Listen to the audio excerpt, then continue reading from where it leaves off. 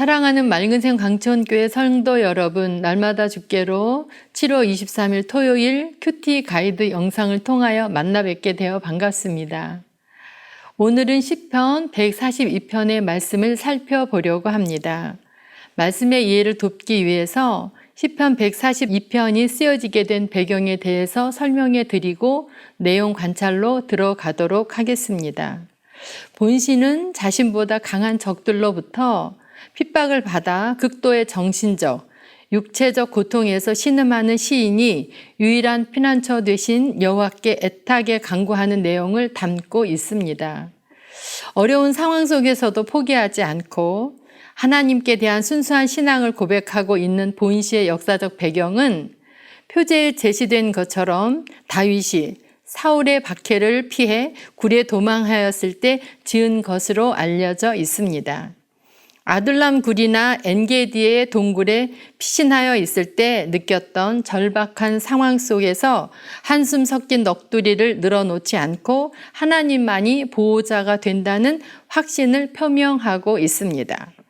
본시는 적들로부터 쫓기고 사람들로부터 철저히 버림받은 절망감이 팽배해 있으며 시인의 신앙마저도 불안한 긴장감에 쌓여 있습니다. 그럼에도 불구하고 다윗은 하나님의 궁극적인 승리를 확신하며 결코 비관하지 않는 신앙 자세를 견지하고 있습니다.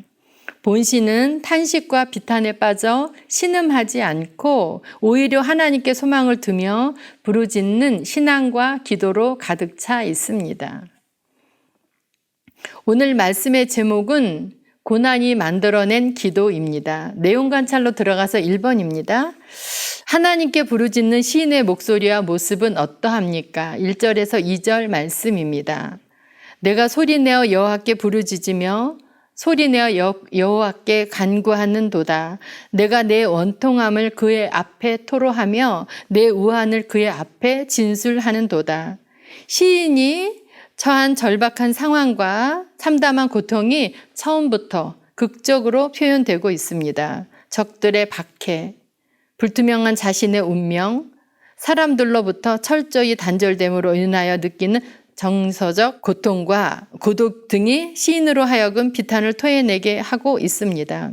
시인의 비통함은 우선 소리내어라는 거급된 표현으로 알 수 있습니다.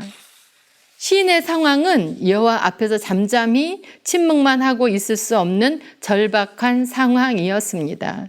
이러한 상황 속에서 다윗은 자신의 말을 들어주고 함께 이야기할 수 있는 오직 한 분, 즉 여호와를 알고 있다는 사실 하나만으로 안도감과 위로를 얻기 시작하게 됩니다.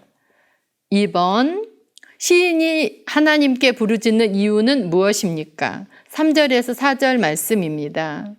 내 영이 내 속에서 상할 때에도 주께서 내 길을 아셨나이다. 내가 가는 길에 그들이 나를 잡으려고 올무를 숨겼나이다. 오른쪽을 살펴보소서. 나를 아는 이도 없고 나의 피난처도 없고 내 영혼을 돌보는 이도 없나이다.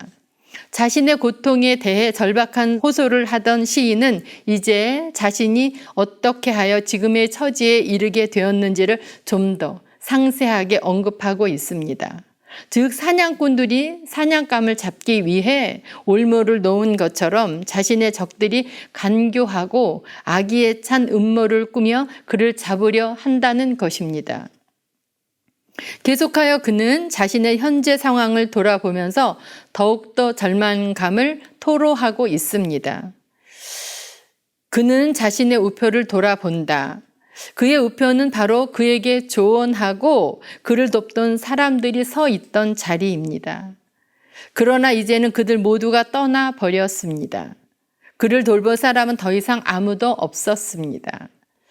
그는 인간의 도움에 대한 모든 희망을 상실해 버렸습니다. 그에게 남은 것은 오로지 무기력한 고독뿐이었습니다. 자, 3번, 하나님께 대한 시인의 고백은 무엇입니까? 5절 말씀입니다. 여호와여 내가 주께 부르짖어 말하기를 주는 나의 피난처시요 살아있는 사람들의 땅에서 나의 분깃이시라 하였나이다. 시인은 고난 속에서도 하나님의 구원을 간구하기 전에 먼저 하나님께 대한 자신의 믿음을 고백하고 있습니다. 자신이 지금처럼 박해를 받고 사람들로부터 받았던 과거에도 하나님은 유일한 피난처시요 분기시였다고 고백합니다. 사실 다윗은 과거에도 절망적인 상황에 처할 때마다 오직 여호와 한 분만을 의지하고 기도했습니다. 시인은 이제 자신에게 남아있는 마지막 기력을 다하여 하나님께 매달립니다. 그는 자신의 무기력함을 고백하면서 하나님의 자비를 호소하고 있습니다. 시인은 자신의 힘으로는 적들의 강렬한 공격과 박해를 방해할 수 없었습니다. 그러나 시인은 저들의 힘보다 하나님의 능력이 훨씬 강하다는 사실을 알고 있었습니다. 이처럼 하나님을 의지하고 그의 구원을 믿는 사람에게는 저희는 나보다 강하니이다 라는 절망적인 탄식이 내가 오히려 저들보다 강하니이다 라는 확신에 찬 믿음의 고백으로 변화될 수 있는 것입니다. 연구와 묵상 4번입니다. 고난과 기도의 관계는 무엇인지 묵상해 봅시다. 하나님께서 안 계시면 안 되고 그분의 전능한 구원자가 되지 않으면 안 되는 상황이 있습니다. 그것이 고난입니다. 시인은 하나님께서 안 들어주시면 안 된다는 절박감으로 기도합니다. 시인의 외로움과 고독은 자신의 길을 알아주시는 분이 누구인지를 더 깊이 확신시켜 줍니다. 시인이 겪은 고난은 하나님께서 어떤 분이신지를 뚜렷하게 알게 해 주셨습니다. 고난과 고립은 피난처이신 하나님께로 인도하고 방황은 분기시신 하나님을 알게 합니다. 삶의 적용 5번입니다. 나는 시인처럼 소리내어 안 들어주시면 안 된다고 목 놓아 울면서 기도한 적이 언제입니까? 은총을 구하고 원망을 쏟는 기도로 하나님께 나아갑시다. 기도하겠습니다.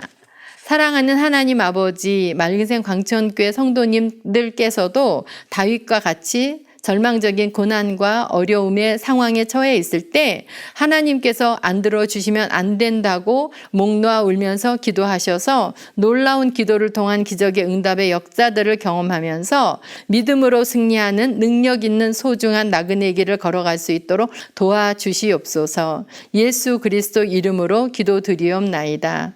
아멘.